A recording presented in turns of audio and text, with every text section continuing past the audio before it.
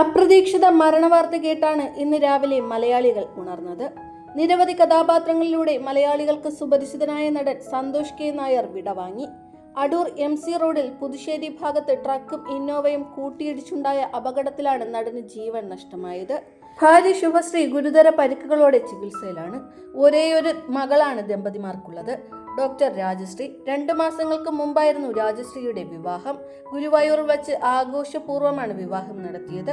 ഏതൊരു പിതാവിനെയും പോലെ സന്തോഷിന്റെയും വലിയ ആഗ്രഹമായിരുന്നു മകളെ നല്ല രീതിയിൽ തന്നെ കൈപിടിച്ച് കൊടുക്കുക എന്നുള്ളത്.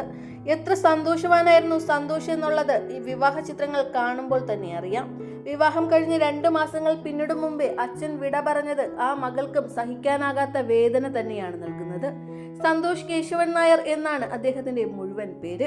1982 പുറത്തിറങ്ങിയ ഇത് ഞങ്ങളുടെ കഥയാണ് ആദ്യ ചിത്രം. 2026 റിലീസ് ചെയ്ത അവസാന ചിത്രമായ മോഹിനിയാട്ടത്തിൽ ശ്രദ്ധേയമായ വേഷമാണ് അദ്ദേഹം കൈകാര്യം ചെയ്തിരുന്നത്.